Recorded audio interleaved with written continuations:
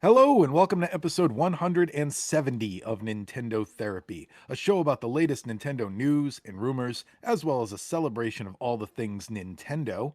My name is Kevin, and joining me this week is Harrison Hey guys, welcome back. and Sean. Hello. And we are here this week in this slow news week to still talk about the things about Nintendo we love. What have you guys been doing with your Nintendo stuff this week? How have you been Uh, using your Nintendo box? yeah, I beat Castlevania 3 and 4, so I'm about halfway through the collection. Um I don't know. Do you guys have issues in like 2D platformers that use the mode 7 stuff? No, because I No, love Pilot Wings, and that's a perfect example of Mode 7. because Um, that F-Zero hallway too. in Super Castlevania where it's all Yeah, the rotating rotating around one, you. the Oh barrely my, one. it gives me headaches like every time, and I'm like, it's not Oh even no, that much of the game. Doesn't they do matter if that it's a, same barrel thing in Minish Cap, Zelda. it didn't bother me in that. I don't know. Hmm. Maybe just specifically 1990s. I think maybe your brain just couldn't handle how amazing the music is in that section. It could be that. And so the reason I thought Dracula uses laser blasts is he shoots like those magic purple orbs at you, Yeah. and then they kind of split. So it was like Mhm. kind of lasery, but no, I've been having fun doing that. And then I finished the two Resident Evils that I had to go to Xbox for, so I'm back on the Switch. So I'm a little into Resident Evil 4 again, but I've played that game 100 times, so I'm just enjoying the cheese. Leon. Yeah, there you go. We brought it all back around. That's when Yeah. Leon took over the series. But that's really all I've been playing lately. Played a little of the Spotlight, and then yeah. What about you, Harrison? Uh, Playing Breath of the Wild on my gaming channel. You can check Oh that yeah, yeah, out. yeah. I've been And watching that. my my muscle memory is gone with that game. I just I don't want to. I never want to practice off camera. I always just want to like turn the game on and be like, all right, I don't know. Let's go, right? Which is a great way to a great way to approach Breath of the Wild. It's just to kind of just, but Yeah. like I, I'll watch like old videos on my Switch of me doing like wind bombs and like all different kind like mechanical like things, and it's just not it's just not there anymore. And I used to be able to pull that stuff off like while I was paragliding, and I don't know. Like that's pretty much it. Beyond that, Yeah. um I've just been looking at a lot of. I'm at the point where there's been so many indie games released on Switch in 2026 that I really Oh yeah. don't know what to do anymore, because like they just keep releasing different ones that I'm interested in. So maybe we'll talk about that more in the future. Maybe we'll do some kind of indie thing, because yeah, there's been a lot of roguelikes, and probably just end up playing Hades 2 in 2026 and spending my time doing that. Um, And Yeah, I you're know exactly what on. you're talking about with Breath of the Wild, because that's how I Mm, felt when I started playing the Metal Gear games again. I played them so much when like back in the day, and then when I threw the collection on, I think I even texted Sean that day. I was like, I don't have it anymore. Like I got to relearn it's all the gone now. things. Yeah, it's gone. Yeah. So what are you on? M- Month 35 in Octopath Traveler? You're gonna be still plugging away at that. No, I started in February, I think. So Okay. 4 months. I'm 70 hours in because I'm playing so many other games at the same time. Um, but yeah, I think by the end of this weekend I'll be down to the final chapter for everyone. I have two chapter threes left, and I should be able to finish them because I'm way over. I did them in like reverse order of the level recommendation, so that Oh, the lowest ones would be at the end, and I could just dominate them. okay. So yeah, I've got 2 chapter 3s left, and then I just have chapter 4s. So I'll be in the home stretch within a week, and then I'm gonna And do all the side quests and optional super bosses and all that nonsense. We'll see if those beat me. so have you resisted the urge to get 2 on sale? Yeah, it's always on sale. I'm not gonna buy it Okay. until I'm ready to play it. Especially now that I see that the first one was like easily 100-hour game. Like I need to wait until I can focus and not just play it. I've also been playing Splintered Fate. What else have I been playing? Oh, Mario 64 DS on my 3DS. I never finished that one because I love Mario 64, and I would always just get frustrated with all the changes they made. But I'm finally gonna finish it this time. Oh, nice. Oh, something Yeah. that I discovered this week because they changed something with Nintendo with their eShop. I've always had an American eShop, and it's very easy to change the region uh, if you had a reason to do that. But recently they made it so you have to use the card, you have to use a card or an account of the country that you're in to use that eShop. It's just a little bit Hmm. higher security, I guess. Just so people don't take trips over to New Zealand all the time and, get their games early, I guess. I So would have never noticed. I would have never known any different. so No. instead of switching over to my American card, I figured, okay, I'll switch over to the new Thai eShop and see is it the same thing. There's like no games on there right now. I know it's the newest eShop, I think, but they just added it in the last few months. But I was gonna see if they had like the new MLB The Show on there, and like they didn't, or I don't think they had the new NBA 2K even. Like pretty big third-party games. They had all the first-party games, maybe, maybe. I'm not sure. I didn't look for all of them, but I didn't realize how different some of these regional eShops are. It's kind of not so good. Because like if you're playing like on Steam, there's only like there's only one game on Steam I've ever looked for in Thailand that I couldn't get, and that was GTA 4. And that was for whatever reason, I don't know, Rockstar Games is weird or something, I don't know.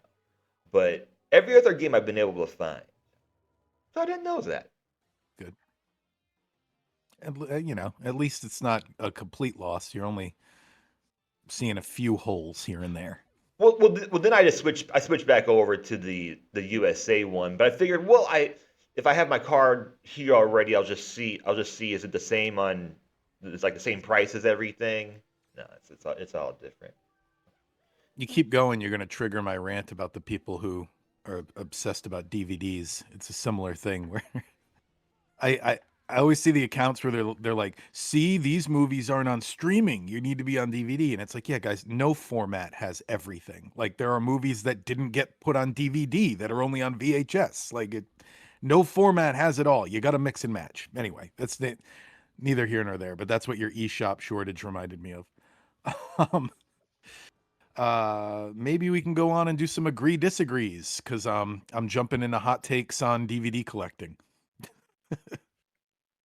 I still do it. I still do too. I just don't like when I've seen so many accounts where people act like physical is the only way you should do things, and it's like you got to have a healthy mix. You got to, because like I said, not every movie made it to DVD. Not every movie made it to VHS even. But anyway, let's do some agree disagrees. All right. So, you know the drill. I found these all over the internet. I put them on a list and I brought them here for you guys. So, agree, disagree. Nintendo constantly proves that the story does not matter in video games.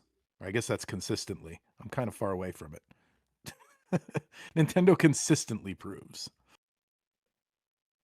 Uh, it depends. I'm going in the middle on this one. All right, Sean, does story matter? Uh, no, I would agree because most of their major franchises, like again, I guess you could get into the Mario Galaxy thing where people are upset. I mean, there's no Mhm. overarching story to Mario games, or like everyone who tried so hard to do that deep dive on Bonanza where it falls into a timeline, like it's this he still wants Monkey. bananas. That I that that was like the main thing, right? It's always he wants bananas. So I don't think story. I mean, the Zelda games are kind of a riff on the same story. all right. I'll They changed stuff, I but I I mean, agree with I agree with Harrison. It depends on the game you're trying to make because if it's like a Xenoblade and it's like a big RPG, I feel like you kind of need a decent story. Like Paper Mario even um gets a little more in depth in the story than a traditional Mario game does. I, But I don't know. I think it depends on the type of game you're trying to make. But I I'll will agree that they engage. consistently show you don't necessarily need a good story to have a good game. I forgot we were podcasting. You're right. Okay, I'll just say then it depends, but then I disagree. Then Okay. I'll I'll say I think Nintendo proves that story matters because I guess we could look at what goes from being a good, decent, average, fun Nintendo game to what are our favorite Nintendo games of all time. And I think we could all sit here for hours and talk about special moments that are connected to stories and narratives somehow. So, um, I guess I'm going from it depends to I disagree. All right. Next one I think is going to be a universal opinion, but I'll say it anyway. The Nintendo 64 needed more JRPGs. I would Yeah. agree that was like the area that they were not even really putting up a fight, let alone a competition with everybody else. Yeah, So PlayStation saw that weakness and exploited it as much as they could. They said, "You know what? We'll have them all. Bring yeah, 500 JRPGs for our system."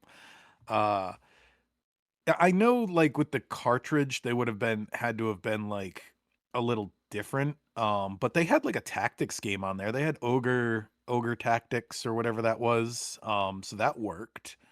I'm sure they still could, and they had Quest 64, which people might not want to admit it, but the combat in that is turn-based and it's very JRPG-ish. So, uh, yeah, it was possible to do. So, yeah, I really wish they had a few on there just for the variety of seeing how a JRPG would have been different. Like, I really wish they finished that Earthbound that they were working on for the 64DD just for the variety.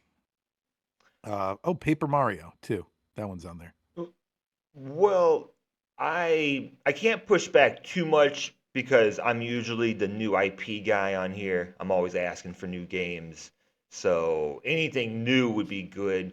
I don't think I would have played it back then during that era for me.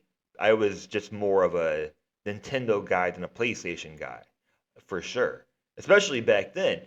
But despite all of that, I'm kind of hesitant changing anything in N64's generation. It's kind of like going back in time and killing a butterfly, that sort of thing.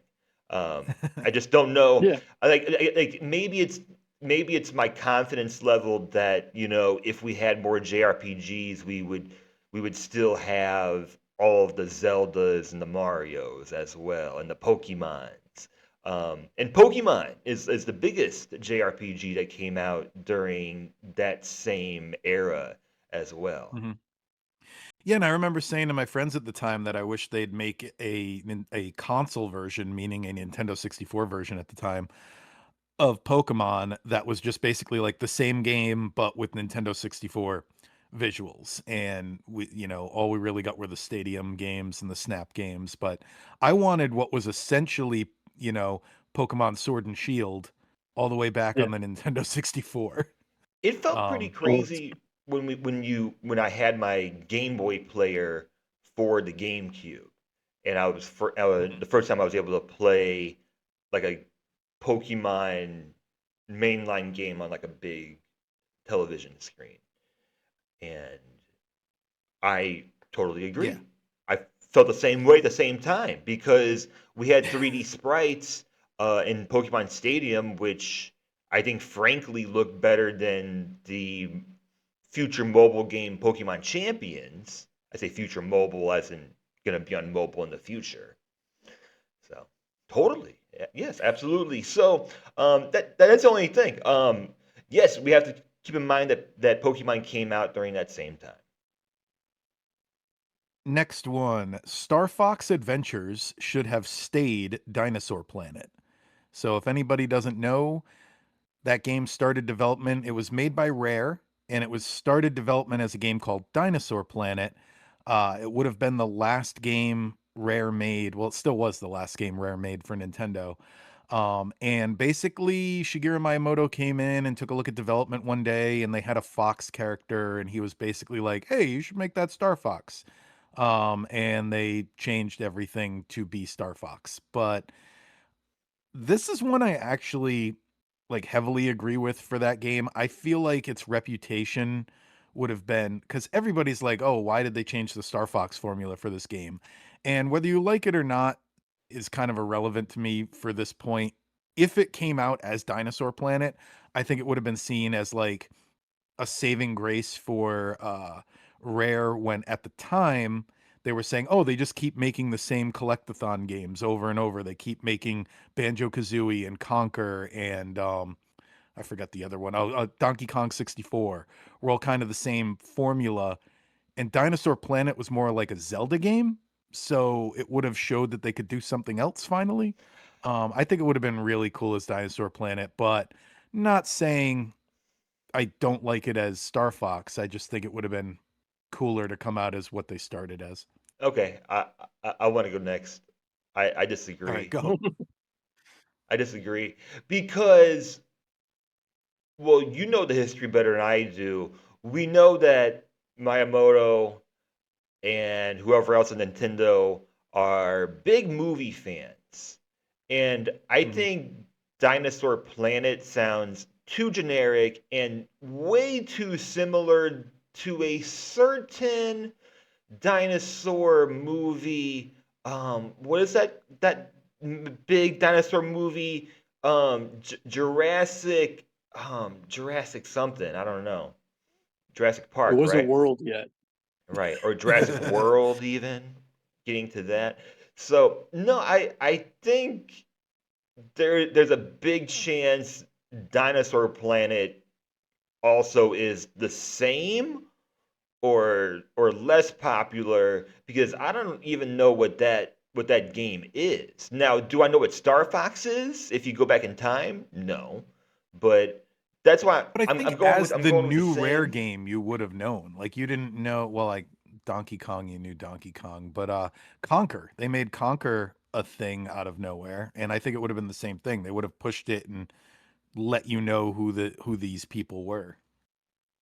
Star Fox? You can't do Yeah, that with Star Fox? you can. I'll agree with the Dinosaur Planet thing would have been more interesting, one for Rare because it would have been I guess it would have been a bigger deal to be their last Nintendo collab because it was still an original idea. It wasn't, "Oh, Yeah. hey, now it's Star Fox." And I think looking back at it, the Star Fox thing just feels very, like, shoehorned in. We're just like, "Well, we don't have enough confidence in this, throw this in there." So, I guess it just would have and it probably still would have been Rare's last game for Nintendo, and it probably still wouldn't be held in high regard and everything, but I think it just would have been a more interesting game, and it would have been one of those, I'm sure maybe the Star Fox Adventure comes to the GameCube service, but, like, if Dinosaur Planet was a thing, that would be a game everyone would be like, oh, I hope that comes to the GameCube service because it'll be Yeah, it one of would those, "What? I probably never played be it." a hidden gem either Yeah. way. I wonder you made me think of I wonder how that would have affected like there's a chance the butterfly effect of that makes Nintendo maybe decide to purchase Rare rather than selling to Microsoft. Like there's a chance they're like, "Oh, look at all these different properties they created that we could own now. They have Banjo, they have Conquer, they have Dinosaur Planet." But Yeah. instead they were just like, "Eh, we don't need Banjo, go away." Yeah, maybe a whole Yeah. different title altogether. Like Yeah. because I'm just thinking about Dinosaur Planet, and it really just sounds like some sort of like 90s, like not theme park, but it just sounds like it's not clear to me right away what that is. Like It perhaps doesn't it scream as a video game whole, to you. as like a whole, as a collective, I get it. Like maybe it's a little bit better, but I would just maybe go with a whole different title altogether. Yeah, I just did a quick Google because I thought they changed the title to Jet Force Gemini, but I guess it was just the character designs that got changed. It was always Oh, Jet Force Gemini. What? so yeah, Dinosaur Planet might have resulted in Jet Force Gemini 2, maybe. Huh? Maybe. That was pretty much like their only game they made that was like outside the box like Dinosaur Planet was. All right, I lost the list. Where'd it go? Here we go. Agree, disagree. Nintendo will make a new Earthbound within the next 5 years. Disagree. 5 years. What are we? 2026 by 2031. New Earthbound game. Disagree. I'm gonna Uh, say no, but they bring 3 over by then. They give us an English version of Mother 3. I'm gonna disagree and just say Earthbound is as much as they're gonna do with it. No, Okay. no, disagree. I mean, I think all of us wish they would. But how do I make it fun? Um, we will get the real life version of Earthbound in the next 5 years. Who's the real Okay. life version of Nigus, or however you say his name? We have to wait for the comet to land Yep. or the meteorite, whatever. All right, last one. True agree, disagree. I believe the Ocarina of Time remake rumors. Uh I'll say more and more I do because we got some rumors about the movie now, and the rumors about the movie are that it has the storyline of Ocarina of Time, and if that is true, I could totally see them wanting to do the two things at the same time. So, who knows, but I believe it because I want to. I think you went first every time this time Oh, around. sorry. No, no, no. It I'm was just amped up like on brisk iced tea. you said a lot. You said a lot of opinions this week. All right, guys, what Yeah. do you think? Here's what I think. I'm just kidding. I'm just joking, man. I'm just kidding. Um, uh, um, I'll say I agree, but I will say like which ones? Because even in this past week, I've seen um, I think people are bored. I've seen people make videos on the Yeah. whole Ocarina of Time thing. Well, So because Nintendo's giving us no news. So we're left in this area where we just make our own news.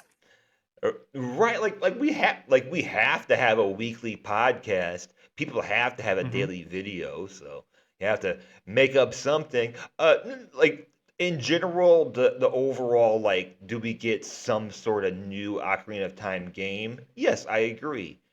What that looks like, I have no idea, and none of us do. John? It's a mobile version of Ocarina of Time. That would be Oh, terrible. that would be amazing. I agree, but I just don't really care. Yeah, It's not one of you're not a big fan of the game in the first place. it's not one of my games, so I mean, if they do it, great, I guess. I don't care. I just Googled it just for fun. A day ago, somebody wrote an article. I didn't read it, but about how the remake is going to give Navi redemption.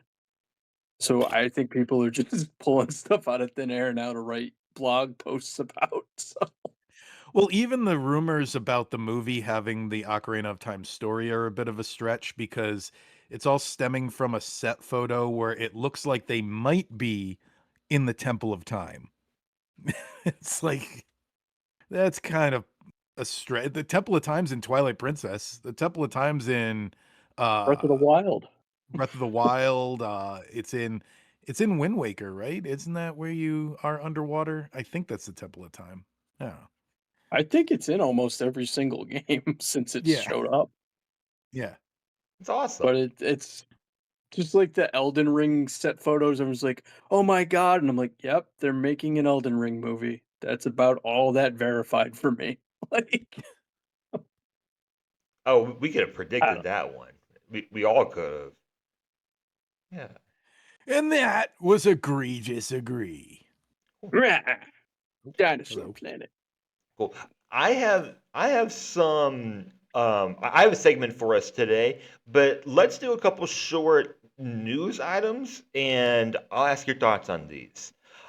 First one, and I forgot to put it in the notes, it was also announced about 2 days ago as of us recording this, is that uh, Animal Crossing is getting another Lego set. It's Timmy and Tommy, Oh yeah. and it includes like one of those bridges from those newer Japanese sets. About 500 pieces. I don't think Timmy and Tommy are as cute as they could be. I know it's kind of a Lego struggle. You only do so much for it, but it's gonna retail for 59.99. I think it was 517 pieces.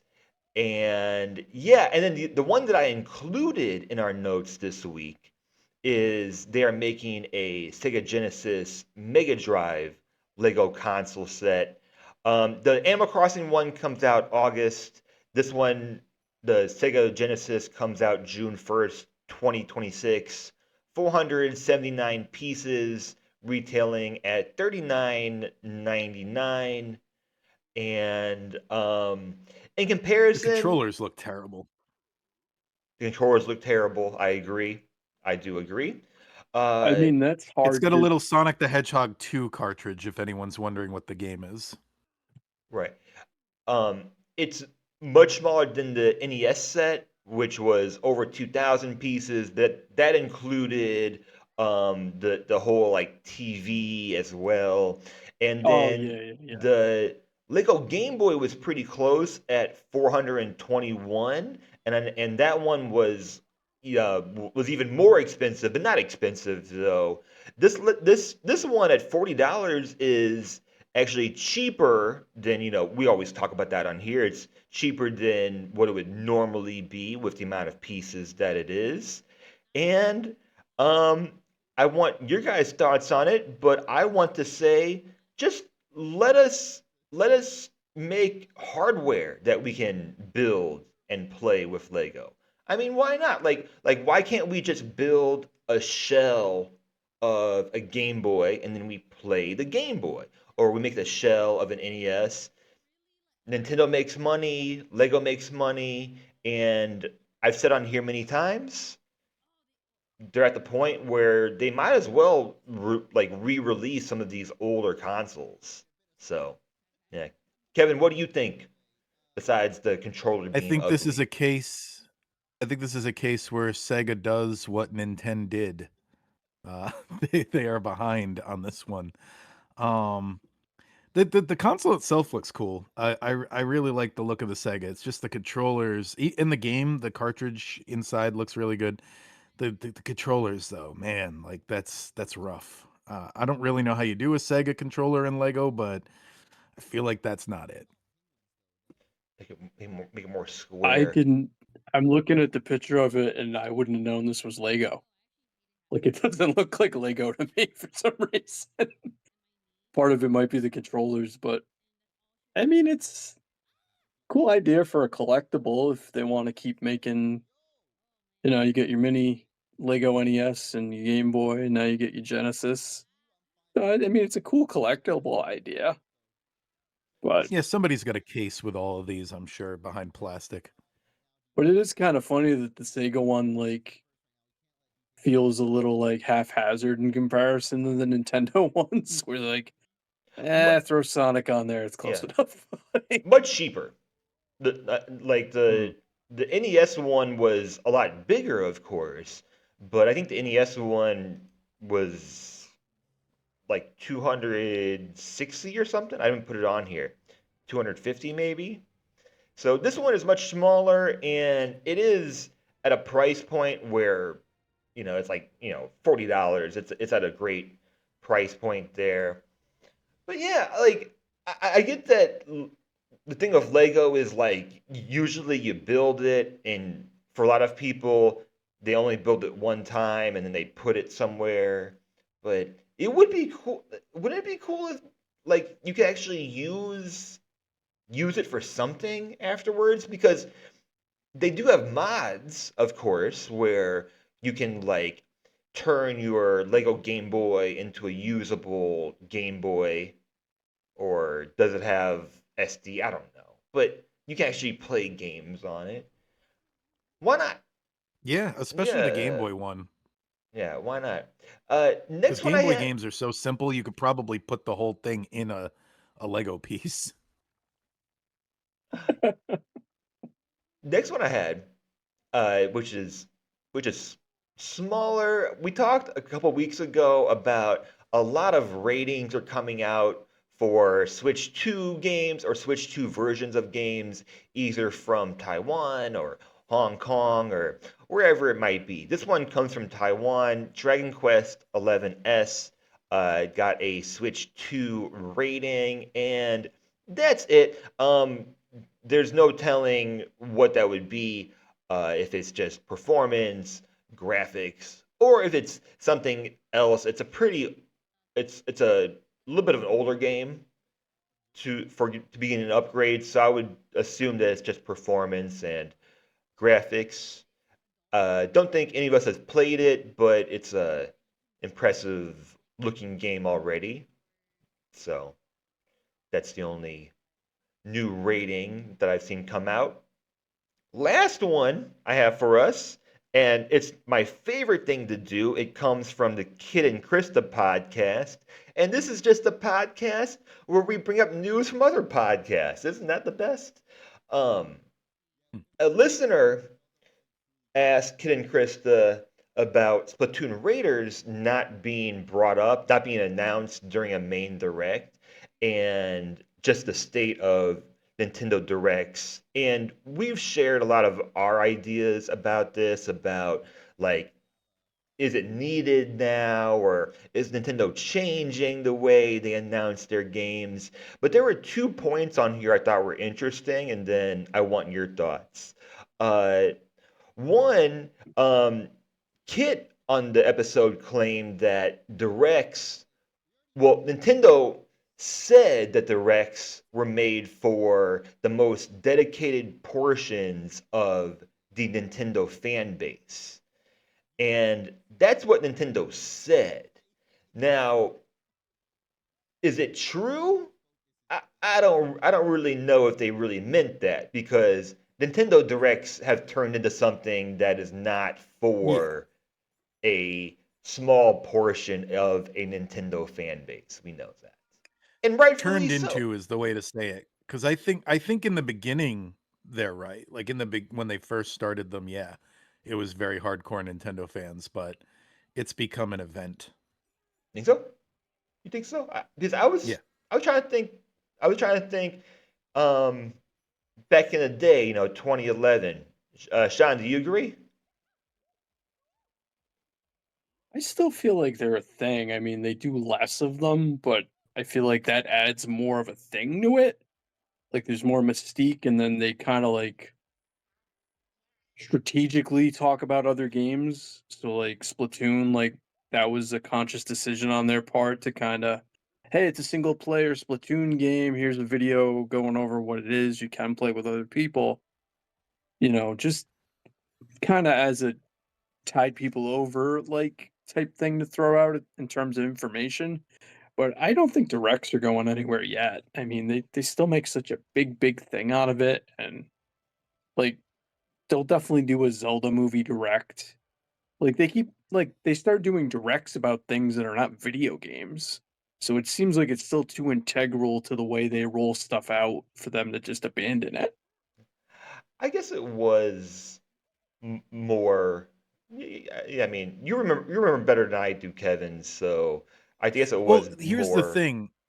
It's hard to say because when the directs first started, all they had was the 3DS and the Wii U, and the only people paying attention to Nintendo at all were the diehards who bought a Right. Wii U and were waiting for a reason for their Wii U to be worth the money they spent on it. Right. Yeah. So it's hard to say if they had a more successful system at the time, if the directs would have drawn a bigger audience And at the of same people who were time, casual.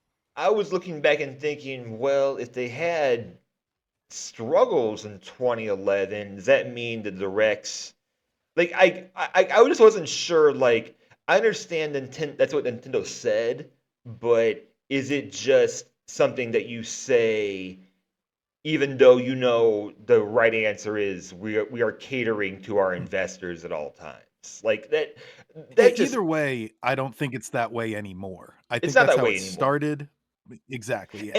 And here's the thing, like I think businesses should run like businesses. I'm anti corporate, but they should be catering to the biggest audience they can in order to get more games on their system. That's what I want.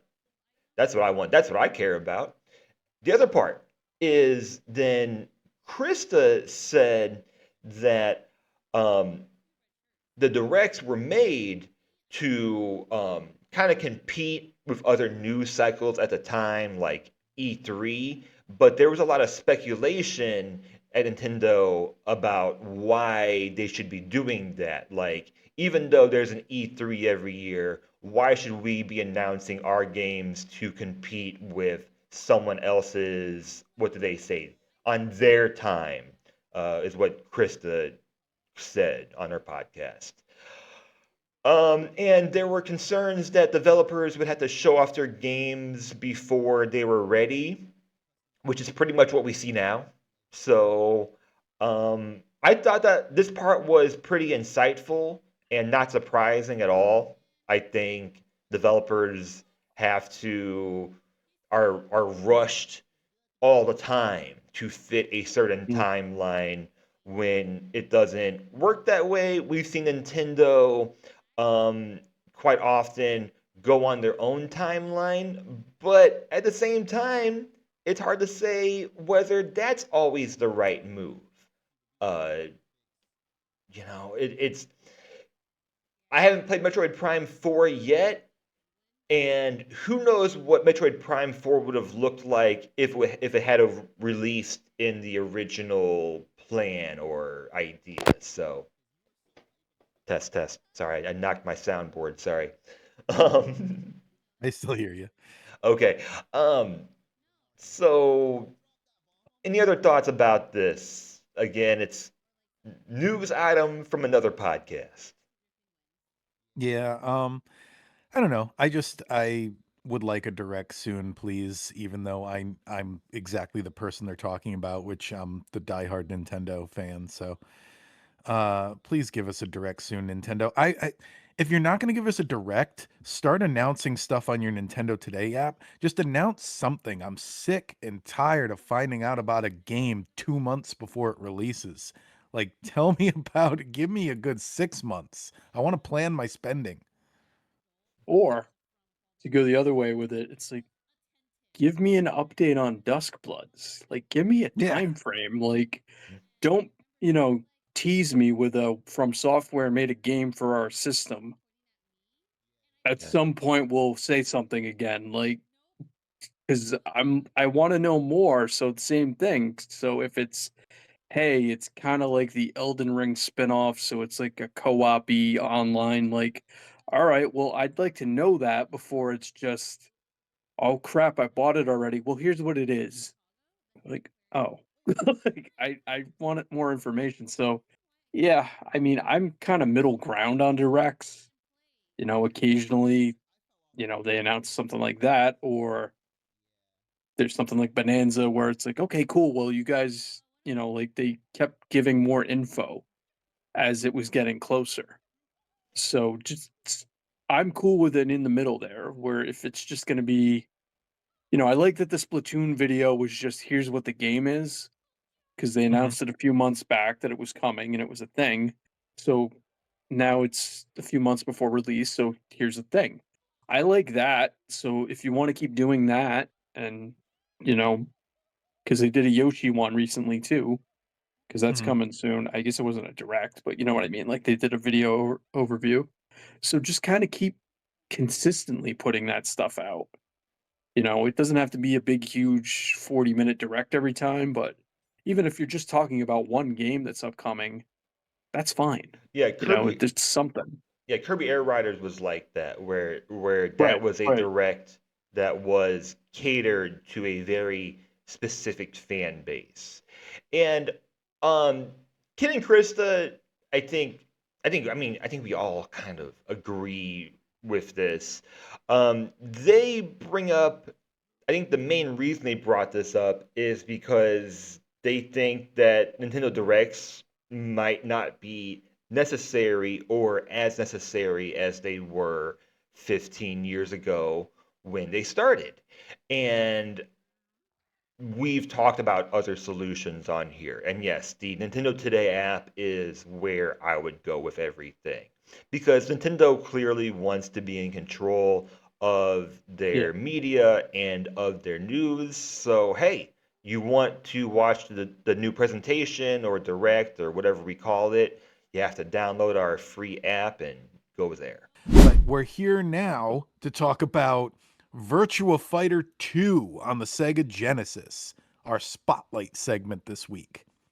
So, the second Virtua Fighter game, it was one of the most surprising ports of the 16-bit era, taking a flashy 3D arcade fighter and reimagining it as a fast sprite-based 2D game. Instead of trying to poorly imitate the arcade polygons, the developers built an entirely new version that captured the spirit of the original through sharp animation, responsive controls, and recognizable moves for characters like Akira, Sarah, and Jackie. The result felt less like a downgrade and more like an alternate take on a hit game, proving the aging Genesis could still compete late in its lifespan. For many players, it became one of the system's most impressive technical showcases and a reminder that smart design could matter more than raw hardware power. And yeah, this game came out on the Sega Genesis in like 98, was it? I couldn't Yeah. find it. I put on here, could you guys find it? Because there's no solid date, like actual release date for the Sega Saturn version, but Sega Saturn came out November 1995, and According to AI Google, Virtua Fighter 2 released in North America March 4th, 97, and in Europe January 97, but who knows where they're pulling that information from. from Um, somewhere better but than yeah, I could very find. late, very late. So late that I'm really surprised they didn't try to do some Sega CD 32X shenanigans, because I'm looking at the systems it's on and it doesn't list those. It only has Saturn, Mega Drive, and then a bunch of stuff that's not Sega. So they didn't try to do a 32X or a CD version, which is weird. That is weird. That was like the whole MO at the time. So, Yeah, it is weird. And Yeah, one thing that I'm surprised they carried in was like the floaty jump controls that the 3D version had. I would have thought in a 2D fighting game they would have, made more traditional Mortal Kombat Street Fighter controls for the jumping, but I don't know, they still got that floaty jump that I don't like about the Virtuous Fighter series, and it's in there. Well, that's how you know it's Virtua Fighter. You're fighting on the moon. All the time. And my other note was that the music sounds gravelly or like the speakers are underwater. But other than that, it's a technical achievement. Like I said before, it's just I don't know. I was never any of you big Virtual Fighter fans. I liked playing it in the arcade, but I think I just liked playing an arcade machine. I don't like the characters are kind of generic. No, Yeah, I enjoyed playing it in the arcade because it was kinda cool, like, then, but I Okay. never really played them home console-wise. I agree. I think it's cool. Like, I think it's a cool idea, and I think it shows off how gaming was in the mid late 90s and just or how different things were. I put in my notes that I'm reminded of how Tony Hawk's Pro Skater always had a Game Boy version of their Yeah. games. And like it would be so interesting now if you saw developers say, all right, we're going to fully redevelop this game, put it under the same title, but make it work for that console and or that audience because there are polygon there are attempts at 3D polygon games on the Genesis or in this generation, but this was clearly, I mean, I think clearly the better way to go, even though I think the ambition overtakes the actual experience of the game. I do give it a lot of credit that I think Virtua Fighter does understand their audience very, very well, of where there is no story whatsoever, and you can just get into a fight very, very quickly upon actually entering the game. So Mhm. I think I want to give them credit for that. Overall, not too much there for me. So um, that's pretty much all of my notes for Virtua Fighter Yeah, 2. I thought it was pretty bare bones, and again, I was probably because 'cause I've only played it in the arcade, it was just weird to play, like, a Mhm. 2D version of it. I give them a lot of credit for doing it this way. Um, the weird thing that it brought back to my memory, was how bad I had a fighting game called Balls 3D on Super NES I remember that that game. tried to do the 3D thing, and a terrible game. Watch, that'll be the thing that gets Hmm. added on the service now. But, yeah, like, that game really showed how you shouldn't attempt to do that type of game on the hardware, and, this at least made me go, "Okay, somebody sat down and went, well, let's make a Genesis version for whatever reason, because I don't know how big an install that was. I know, like, South America, Genesis, like, all the Sega consoles are huge, so maybe that's, where a lot of the sales and the audience were, but, I think I just had trouble enjoying it because I had the arcade experience locked in my head. So for me, Mhm. it's a very, like, "Okay, cool, you guys tried this," but at the same time, I'm kinda like, "I don't really know why you bothered." So Well, going back to what Harrison said, this is something I wish they do more nowadays. Now that Nintendo has eliminated the idea of having a separate handheld and is just kind of combining them all into one system. Mm. You remember back in the Wii era, because the Wii was also less powerful than its competition. They had like Ghostbusters, the video game, got a Oh, unique yeah. version on Wii. A lot of those games got a unique version on Wii where the art style was different, but they would keep the same story. Um, and then more recently on the Nintendo Switch, they've done it sometimes. Like I know Final Fantasy 15 had a Switch. It's not the Switch version, it's actually the mobile version that they put on the Switch, but it's still like a less powerful version of that game.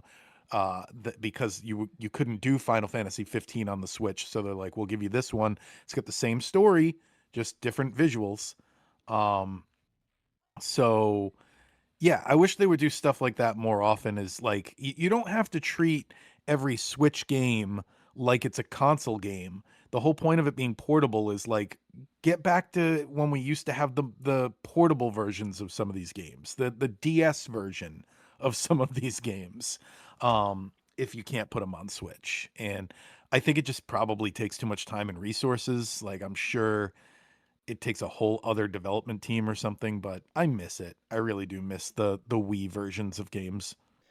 Well, the whole I development. think a lot of that's when we grew up too, because like the Genesis version was usually different from the Super Nintendo version. Like very rarely Yeah. were they the same. So it was Something kind of about it cool. feels different on the later generations though than that. That seemed more like a it didn't seem like a system limitation thing like it does now with the Wii. But I could be wrong. I don't know.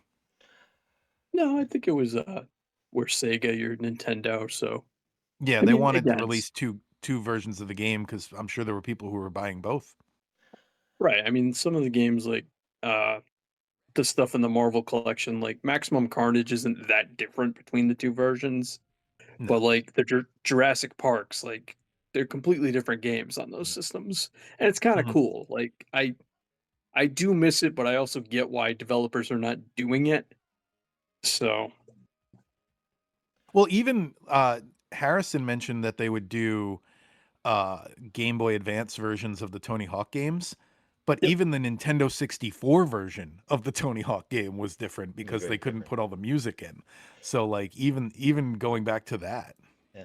There's a lot of motivation with the install base, and I wanted to say that this whole development with Street Fighter 2 is very strange, but then again, it's also Sega. Like, it doesn't surprise me at all that Sega would release a game on Sega Saturn in 1995 because that was the new system they're focused on, but then 2 years later be like, oh man, there's a lot more people still playing the older system, so let's just go back to that. Even though at that point there's not that many people playing that system anymore, but it's still more than the Right. other one or the 32X. So, anyways, um, Oh man, it's such a shame what happened to Sega at the time. Like I know hindsight's 2020 and there's been a million documentaries about it, but like come on guys, the five systems in 3 years was insane. Like you, and this is a result of stuff like that. Like I'm sure at the time there were people who bought the 32X and the Sega CD and were like, "Why are you putting this on the regular Genesis? I just like I can't afford a Saturn yet, but I bought all these other add-ons and you're making it for the base console. What the heck, Sega?" So it's yeah. exactly. So I wanted to go first here, and I'll quickly go through my list. 29, I have GameCube Soul Calibur 2. 55, I have NES Punch Out. 132 currently is Genesis Street Fighter 2. I might have said Street Fighter 2 at some point, but I meant Virtua Fighter earlier. But anyways, 132 is Street Fighter 2. 152 is Joy Mech Fight, and 178 is NES Pro Wrestling. All the others on our list I would consider to be action or beat 'em up. I think I got all of them. I think I did. So I want to put Street Fighter 2 one higher than Virtua Fighter 2. I'm putting Virtua Fighter 2 at 133. Yeah, I'm scrolling my list right now. I think this might be my lowest ranked fighting game, but it's not ranked. It's going to sound low, but this is kind of where that line of bad starts. It's towards the bottom. I put it at 128, which is one below Mac Rider from last week. You know what? I'm gonna change. I'm gonna put it above Mac Rider, which puts it right below Killer Instinct. That's what I think I was trying to do, and I made a mistake. Putting this right below Killer Instinct. So I put it at 169. It's probably the lowest. I think it's the lowest rated fighting game, but again, I had the arcade thing so stuck in my head, I just couldn't break free of that, so it impeded my enjoyment of this. So The recommendation Well, is difficult. I think it's so Yeah. late in the Genesis, and there are so many good fighting games, and I'd recommend playing Virtua Fighter, but just don't think you have to necessarily play this version of it. Yeah, Did they ever put it on one of those one-up arcade machines? I'm looking that up now. I don't think so. I don't think so either. Which is sad because it was such an arcade staple. Yeah, it doesn't look like there's a one-up arcade cabinet with that. Sad. Okay, let's find out what we're playing next week.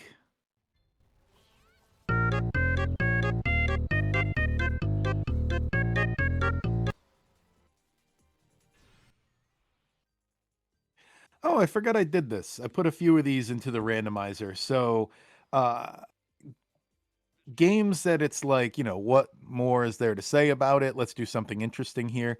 So, I put a versus in here. And it came up The Legend of Zelda for NES. We finally pulled it. And I figure we can discuss versus Star Tropics because lots of people compare the two. So Okay. we'll have that discussion next week. Legend of Zelda NES versus Star Tropics. Cool. Then we got You we got you all of need them the then. you need the piece of paper that you dip in the water. You guys know about that? I think they just give you the code on the Switch version. That's for next week. Anyway, That's for next yeah, week. that's for next week.